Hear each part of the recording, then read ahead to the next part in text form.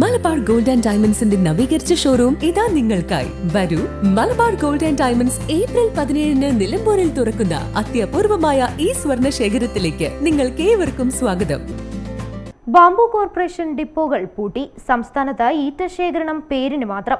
മൂപ്പെത്തിയതും പ്രകൃതി കനിഞ്ഞു നൽകിയതുമായ കോടികൾ വിലമതിക്കുന്ന മുളകൾ വനത്തിൽ നശിക്കുന്നു. ബാംബു കോർപ്പറേഷൻ തന്നെ അടച്ചുപൂട്ടലിന്റെ വക്കിലെത്തി. കോർപ്പറേഷന്റെ കീഴിൽ ആരംഭിച്ച സംസ്ഥാനത്തെ 150 ഡിപ്പോകളും പ്രവർത്തനം നിലച്ചു. പരമ്പരാഗത നെയ്ത്ത് തൊഴിലാളികളുടെയും ഈറ്റവെട്ട് തൊഴിലാളികളുടെയും ഉന്നമനത്തിനായി 1971 കോർപ്പറേഷൻ പ്രവർത്തനം തുടങ്ങിയത്. 10,000 നെയ്ത്ത് കുടുംബങ്ങളും 2,000 ഈറ്റവെട്ട് തൊഴിലാളി കുടുംബങ്ങളുമാണ് കോർപ്പറേഷന് കീഴിൽ തൊഴിലെടുത്തിരുന്നത്. നെയ്ത്ത് തൊഴിലാളികളുള്ള ജില്ലകളും മേഖലകളും കേന്ദ്രീകരിച്ച് ഡിപ്പോകൾ സ്ഥാപിച്ചാണ് ഈറ്റ മുളശേഖരണവും വിതരണവും നടത്തി വന്നിരുന്നത്.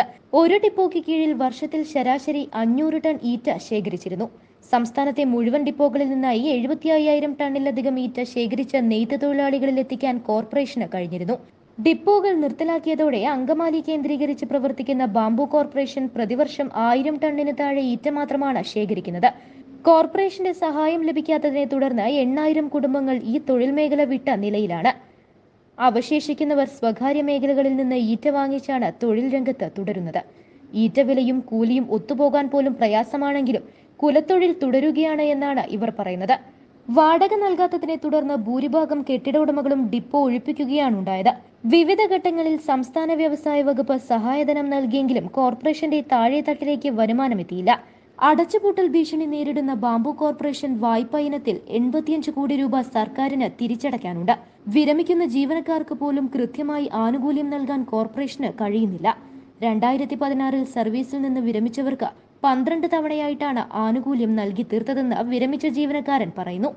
ഏതാനും സ്ഥിര ജീവനക്കാർ മാത്രമാണ് കോർപ്പറേഷന് കീഴിൽ അവശേഷിക്കുന്നത്. ബാംബു കോർപ്പറേഷൻ നിലവിൽ മലയാറ്റൂർ റേഞ്ചിൽ നിന്നും ശേഖരിക്കുന്ന ഈറ്റ തമിഴ്നാട്ടിലേക്ക് മറിച്ചുകടത്തുന്നതായി പരാതിയുണ്ട്. കഞ്ചിക്കോട്ടേക്ക് എന്ന പേരിൽ ബിൽ തയ്യാറാക്കിയാണ് മുറിച്ചുകടത്തൽ നടത്തുന്നത്.